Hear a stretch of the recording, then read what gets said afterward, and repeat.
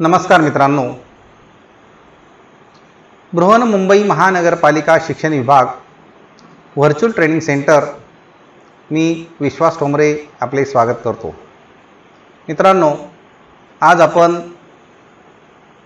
इयत्ता 9वी भूगोल यामध्ये बाह्य प्रक्रिया भाग 2 या पाठाची माहिती घेत आहोत। आता बाह्य प्रक्रिया भाग 2 या पाठाची माहिती घेत असताना आपण मागच्या वेळेला बाह्य प्रक्रिया भाग 1 मध्ये भूपृष्ठावर ज्या काही घडामोडी घडतात त्याबाबतची माहिती घेतलेली आहे। आता बाह्य प्रक्रिया भाग 2 मध्ये आपला जो भाग आहे त्यामध्ये नदी आणि हिमनदी यांचं जे कार्य आहे, म्हणजे नदीचं कार्य आणि हिमनदीचं कार्य काय आहे हे आपण आजच्या या तासिकेला अभ्यासणार आहोत। मागच्या वेळेला बाह्य प्रक्रिया भाग 1 यामध्ये पृथ्वीच्या अंतर्गत भागाचा आपण विचार केलेला होता। आता अंतर्गत भागामध्ये आणि बाह्य भागामध्ये जो काही फरक आहे तो बराच आहे। कारण बाह्य प्रक्रिया 1 या भागाचा जर माहिती घेतली तर त्यामध्ये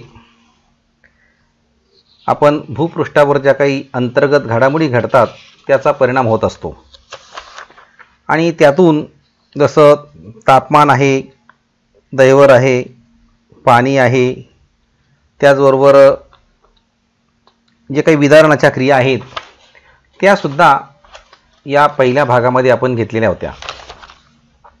आता त्यामध्ये विदारणामध्ये भस्मीकरण, द्रवीकरण, जैविक विदारण आणि कणात्मक विदारण, त्याचबरोबर झीज अशा प्रकारच्या घटकांचा सुद्धा आपण बाह्य प्रक्रिया भाग 1 मध्ये अभ्यास केलेला आहे।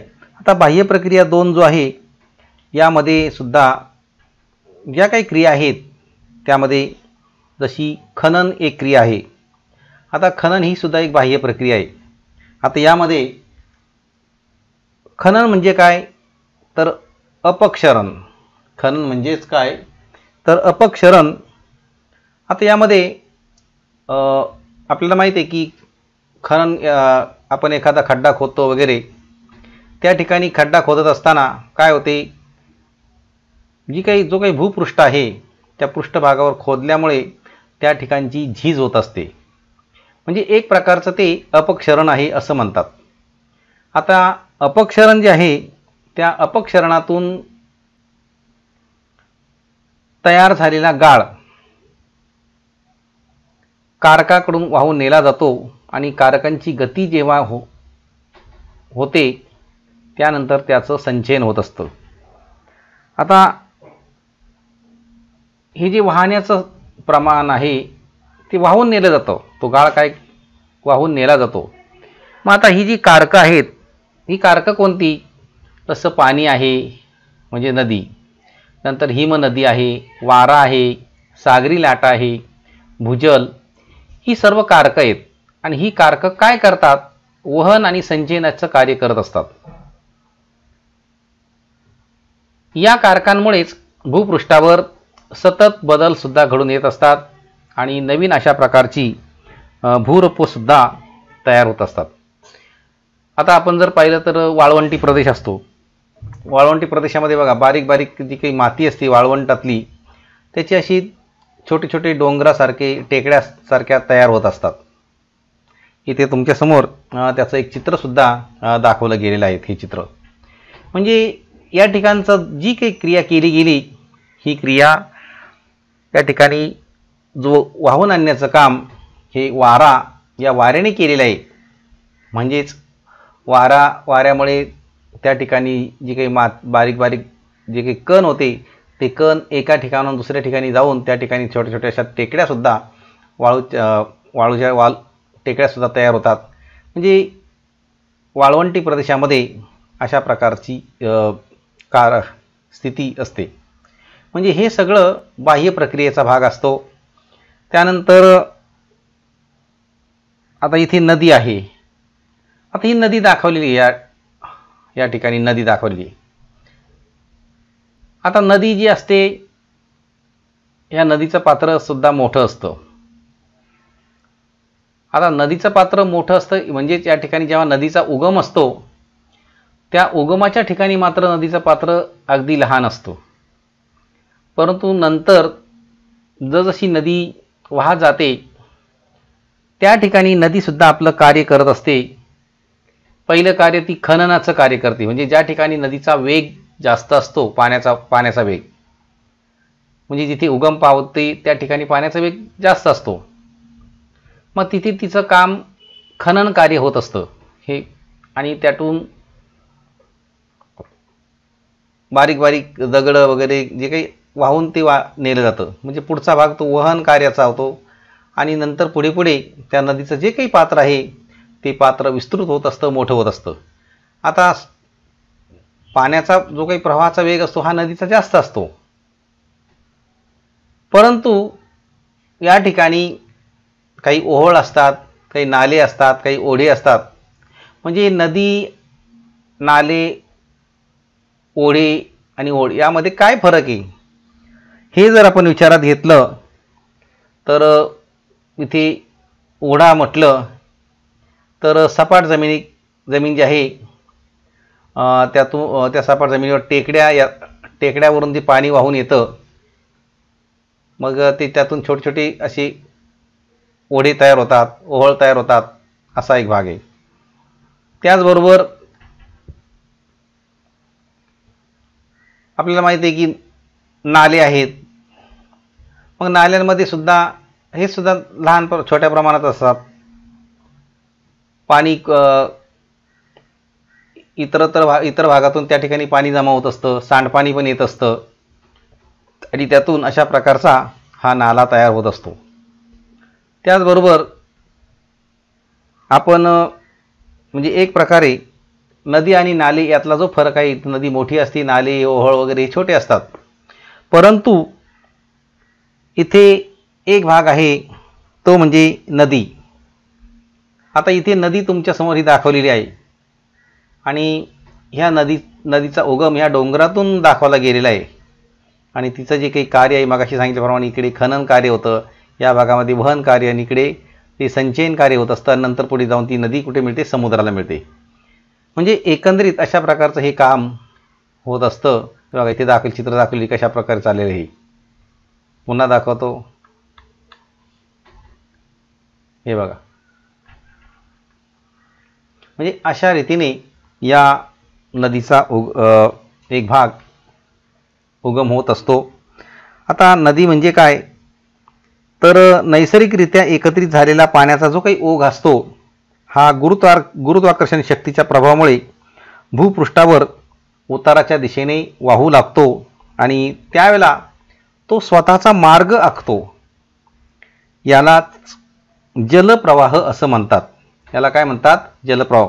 म्हणजे एकंदरीत हा नैसर्गिक स्रोत आहे आणि त्या ठिकाणी जेव्हा पाणी वाहतं, ते पाणी गुरुत्वाकर्षण शक्तीच्या प्रभावामुळे ते वाहत असतं. मग त्या ठिकाणी गुरुत्वाकर्षण शक्तीचा प्रभाव पडतो आणि ते भूपृष्ठावर जेव्हा उताराच्या दिशेने वाहत असतं, त्यावेळेला स्वतःचा मार्ग ते शोधत असतं आणि त्यालाच जलप्रवाह असं म्हणतात. म्हणजेच या ठिकाणी जलप्रवाह म्हणजे एकंदरीत नदी. तर अशा प्रकारे या नदीची निर्मिती होत असते. आता नदीचा जो काही प्रवाह असतो, या प्रवाहाचा विचार जर केला तर इथे एक चित्र दाखवले. काठ नदी म्हणजे पाणी जेव्हा या नदीतून जात असतं तर ते पाणी घर्षण होतं, घासून जात असतं. मग अशा वेळेला त्या पाण्यामध्ये आणि जे काही दगड वगैरे असतात, ते नदीचं जे काही काठाचे जे पात्र असतं ते घासत असतं आणि नंतर त्या पाण्याला वेगसुद्धा प्राप्त होत असतो. तर अशा प्रकारे हा एक भाग इथे एक दाखवलेला आहे.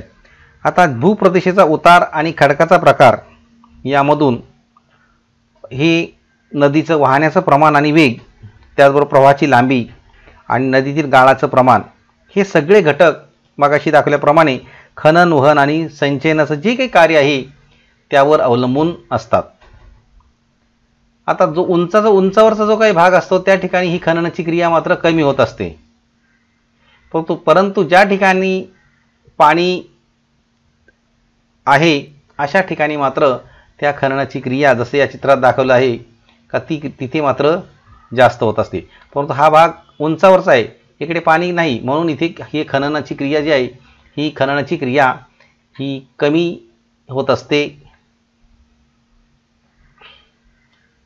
आता हे सगळं होत असताना नदीचं जे काही खनन कार्य असतं, आता नदीचा उगम हा समुद्र सपाटीपासून खूप उंचावर होत असतो आणि त्या ठिकाणी नदी ही खूप अशी वेगाने सुद्धा वाहत असते आणि त्याचबरोबर झीज करण्याची जी काही शक्ती असते ही शक्ती त्या ठिकाणी जास्त असते. म्हणजेच नदीचा वेग हा जो आहे हा वेग त्या प्रवाहावर अवलंबून असतो आणि प्रवाहामध्ये तिच्यातील रेती दगडगोटे यामुळे त्या ठिकाणी जेव्हा येतात तेव्हा त्या ठिकाणी अनेक उपप्रवाहसुद्धा होत असतात. नंतर नदीची तळ आणि काठ जे असतात त्याचं खननसुद्धा होत असतं आणि यामुळे काय होतं, त्या ठिकाणी घळई तयार होते, नंतर व्ही आकाराच्या दऱ्यासुद्धा तयार होत असतात, त्या धबधबे तयार होत असतात आणि काही ठिकाणी अशा प्रकारची मैदानंसुद्धा तयार होत असतात. तर अशा प्रकारे हा एक नदीचा खनन कार्याचा भाग होता. आता इथे तुम्हाला एक प्रश्नसुद्धा दिलेला आहे, जसं अपक्षरण म्हणजे काय. आता अपक्षरण म्हणजेच काय हा एक प्रश्न इथे दिलेला आहे. तर अपक्षरण म्हणजे काय, तर खनन कार्यामुळे भूपृष्ठाची झीज होते त्याला अपक्षरण असेही म्हणतात.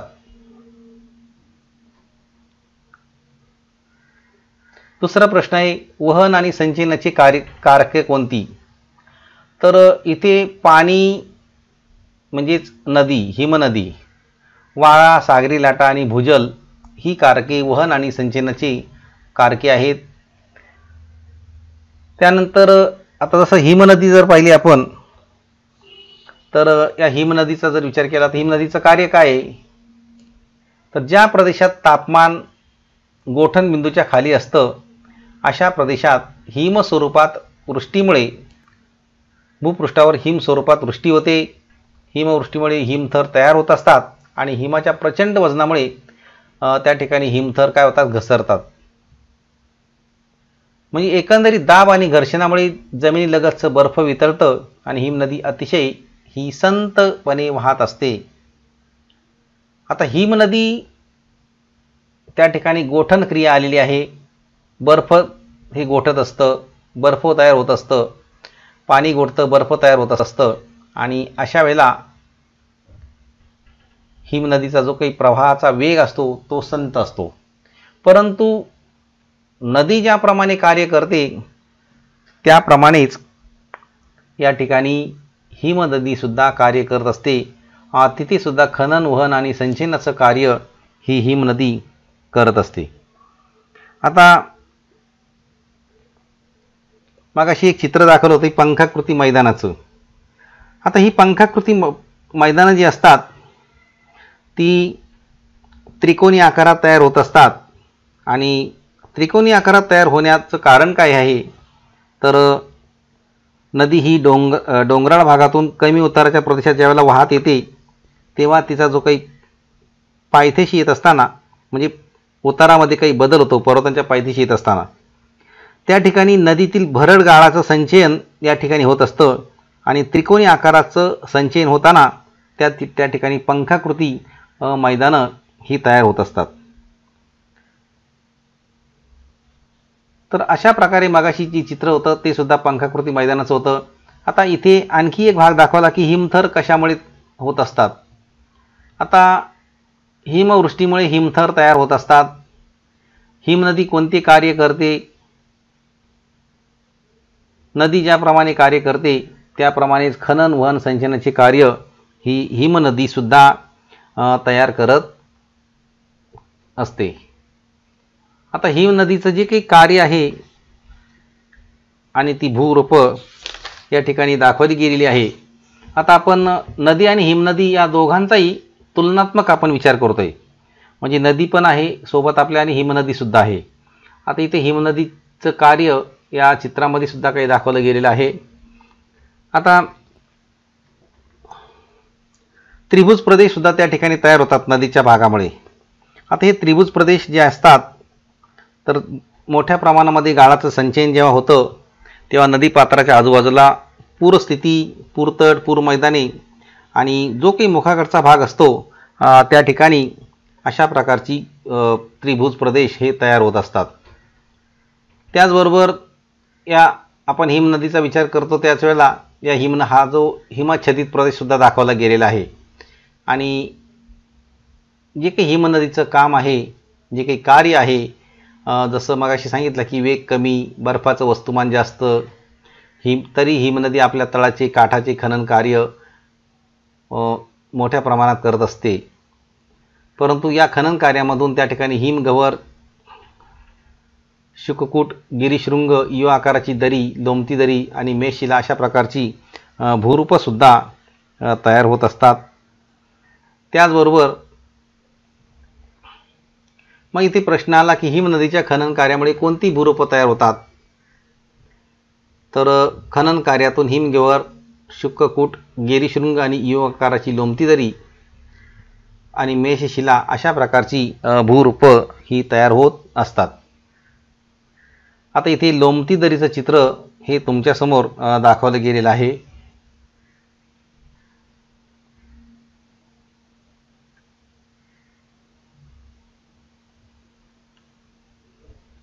मग आता ह्या लोमत्या दऱ्या ज्या आहेत त्या लोमत्या दऱ्या म्हणजे काय नक्की. तर या लोमत्या दऱ्यांचा जेव्हा आपण विचार करतो त्यावेळेला या ठिकाणी लोमत्या दऱ्या म्हणजे पर्वतीय प्रदेशातील हिमक्षेत्रात पूर्वीच्या दऱ्यातून हिमनद्या त्यांचा मार्ग काढतात. मुख्य प्रमुख हिमनदीचं पात्र रुंद असतं आणि मुख्य हिमनदीत बर्फाचे प्रमाणही जास्त असतं. त्यामुळे मुख्य हिमनदीची खनन क्षमता जास्त असते, तिचे पात्र खोल असते आणि उपहिमनदीचे पात्र त्या मानाने अरुंद असते. उपहिमनदीत बर्फाचं प्रमाणही कमी असतं, त्यामुळे तिची खनन क्षमता कमी असते. ज्या ठिकाणी मुख्य हिमनदीला हिमनद्या येऊन मिळतात ते भाग मुख्य हिमनदीच्या तळभागापेक्षा जास्त उंचीवर असतात. त्यामुळे मुख्य हिमनदीवर उपहिमनद्यांच्या दऱ्या लोंबताना दिसतात. यांनाच लोमत्या दऱ्या असंही म्हणतात. म्हणजेच लोमत्या दऱ्या म्हणजे काय तर इथे त्याचं आपल्यासमोर एक चित्र दाखवलं गेलं आहे. ही इथे लोमती दरी दाखवलेली आहे. ही मुख्य दरी आहे. म्हणजे ही मुख्य दरी म्हणजे एक मुख्य दरी असते की ज्या ठिकाणी प्रवाहाचा वेग जास्त असतो, परंतु इथे प्रवाहाचा वेग कसा असतो, कमी असतो. हे पात्रसुद्धा अरुंद असतं, हे रुंद असतं. आणि तिथे म्हणजे जसं नदीला जसं मोठी म्हणजे नदीचं पात्र मोठं असतं, परंतु त्या नदीच्या पात्राला अनेक छोट्या छोट्या नद्या येऊन मिळत असतात, ओढे ओहोळ येऊन मिळत असतात. तशाच प्रकारे इथे सुद्धा हा भाग इथे आहेच लोमत्या दरीचा.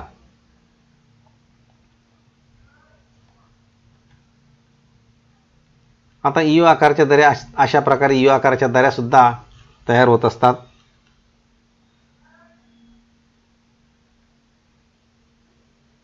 आता मेषशिला जो काही भाग आहे, मेषशिला म्हणजे काय तर हिम नदीच्या पात्रात आढळणारं हे एक भूरूप आहे. आता याची निर्मिती हिम नदीच्या खनन कार्यामुळे होत असते आणि हिम नदीच्या मार्गात असलेल्या खडकावरूनच हिमनदी जाताना त्या खडकावर हिम नदीच्या दिशेकडील भाग घर्षणामुळे काय होतं, गुळगुळीत बनतो. परंतु प्रवाहाच्या दिशेकडील भागामध्ये वितळलेल्या पाण्याने काय होतं, विदारणाची क्रिया होते आणि त्या ठिकाणी खडकाचे तुकडे होतात, ते सुटे होतात आणि तो भाग कसा होतो, खडबडीत होतो.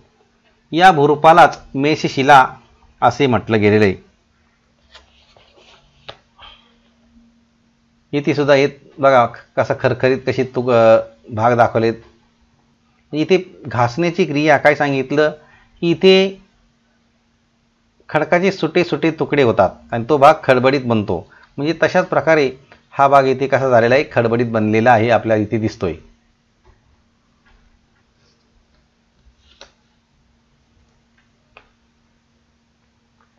आता हिम नदीचं वहन आणि संचयनाचं जे काही कार्य आहे ते जर आपण विचारात घेतलं तर त्या ठिकाणी आपल्याला जसं हिमनदी वाहताना आपल्याबरोबर गाळ वाहून आणते, या गाळाला हिमोड म्हणतात. आता हिमनदीचं कार्य काय असतं, तर ज्या प्रदेशात तापमान गोठण बिंदूच्या खाली असते अशा प्रदेशात हिमस्वरूपात काय होते, वृष्टी होत असते. आणि हिमवृष्टीमुळेच भूपृष्ठावर हिमथर तयार होत असतात. हिमाच्या प्रचंड वजनामुळे हिमथर भूपृष्ठाच्या उतारावरून घसरू लागतात. दाब आणि घर्षण यामुळे थराच्या तळाशी जमिनीलगत असलेला जो काही बर्फ असतो तो वितळतो आणि हिमनदी अतिशय संतपणे उताराच्या दिशेने सरकत असते. म्हणजे मगाशी सुद्धा सांगितलेलं होतं की हिमनदी आणि नदीचं जे काही कार्य असतं ते जवळपास सारखंच असतं, परंतु नदीप्रमाणेच हिमनदी देखील काय काय काम करते, खनन, वहन आणि संचयनाचं कार्य ही करत असते.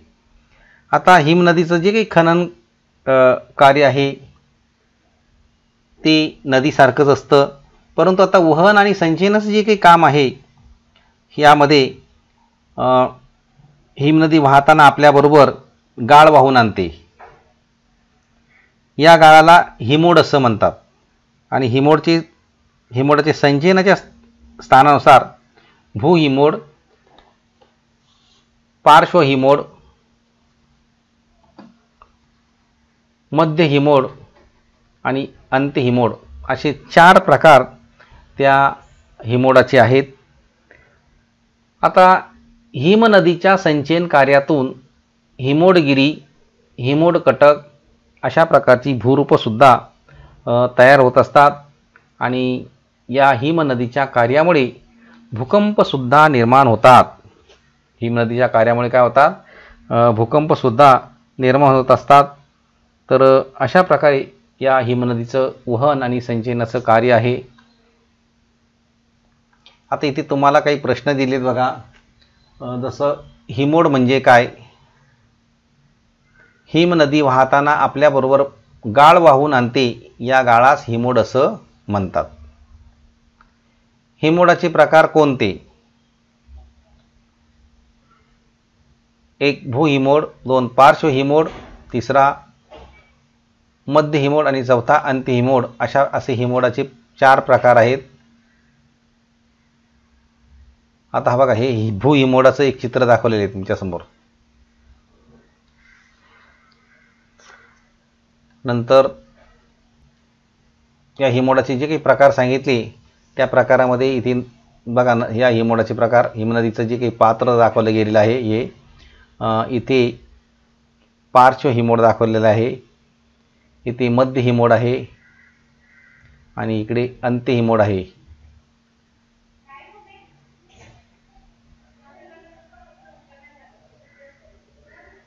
आता हे पार्श्व आणि मध्य हिमोडाचं चित्र आहे.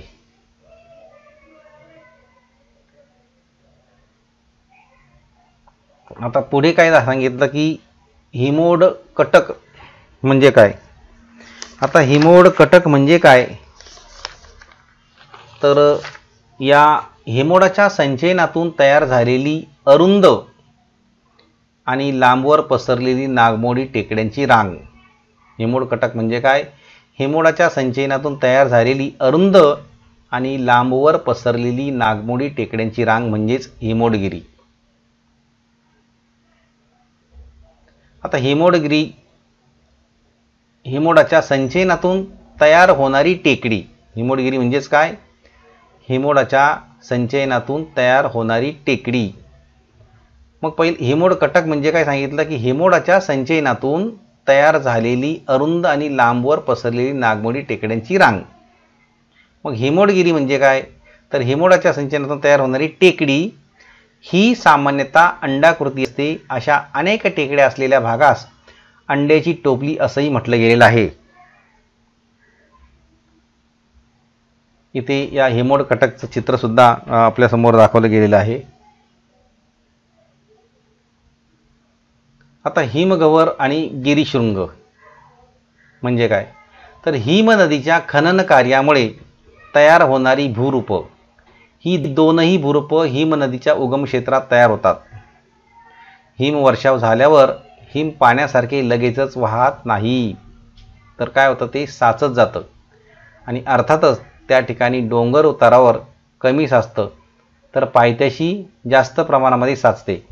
अनेक थर साचल्यामुळे खालच्या थरावर दाब पडतो आणि खालच्या थराचे बर्फात रूपांतर होते. म्हणजे एकावर एक थर त्या ठिकाणी निर्माण होतात. त्यावेळेला जो काही खालचा थर असतो त्या खालच्या थरावर वरच्या थरांचा दाब पडतो आणि त्याचं रूपांतर बर्फात होत असताना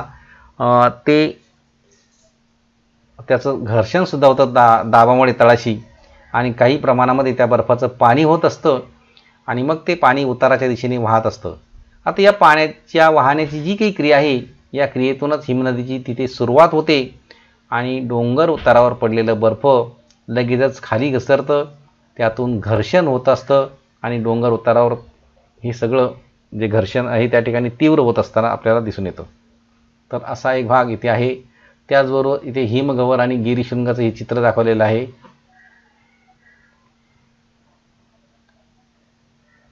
हे सुद्धा हिमगवरचं चित्र आहे.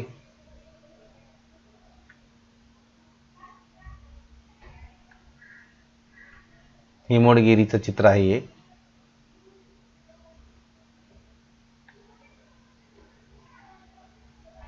मग आता भारतामध्ये हिमनदीचं कार्य कोठे चालतं हा जर विचार केला तर जवळजवळ 26 किलोमीटर लांब आणि 4 किलोमीटर रुंद अशा प्रकारचे हिमखंड उत्तर काशी भागामध्ये आहे. आणि यामध्ये पिंडोरी, गढवाल, कुमाऊ उत्तर सीमा भाग, सियाचीन, काराकोरम श्रेणी 72 किलोमीटर लांब आहे, सासाईनी काराकोरम श्रेणी, बियाफो काराकोरम श्रेणी, नंतर हिस्पर काराकोरम श्रेणी, बातुरा काराकोरम श्रेणी अशा ठिकाणी या भारतामध्ये हिमनदीचं कार्य चालतं. आता इथे एक तक्ता पूर्ण करायला दिलेला आहे, जसा नदी, नदीचं कार्य, हिमनदी, हिमनदीचे कार्य आणि इमोड. नदी घळई, नागमोडी वळणे. नदीचं कार्य व्ही आकाराची दरी, पंखाकृती मैदाने. हिमनदी, हिमथर, संथ उतार. हिमनदीचे कार्य मेषशिला, हिमगवर आणि हिमोड. आपण नदी आणि हिमनदी यांचं कार्य काय चालतं याबाबतची माहिती आजच्या या पाठामध्ये घेतलेली आहे. नदीचं कार्य काय आहे? खनन, वहन आणि संचयन. त्याच पद्धतीने हिमनदीचं कार्यसुद्धा खनन, वहन आणि संचयन अशा पद्धतीने चालत असतं. आता या संदर्भामध्ये तुम्हाला काही प्रश्न दिलेले आहेत. ते प्रश्न तुम्ही लिहायचे आहेत. त्याचबरोबर आजचा हा पाठ तुम्हाला कसा वाटला याबाबतच्या प्रतिक्रिया आम्हाला जरूर कळवायच्या आहेत. धन्यवाद.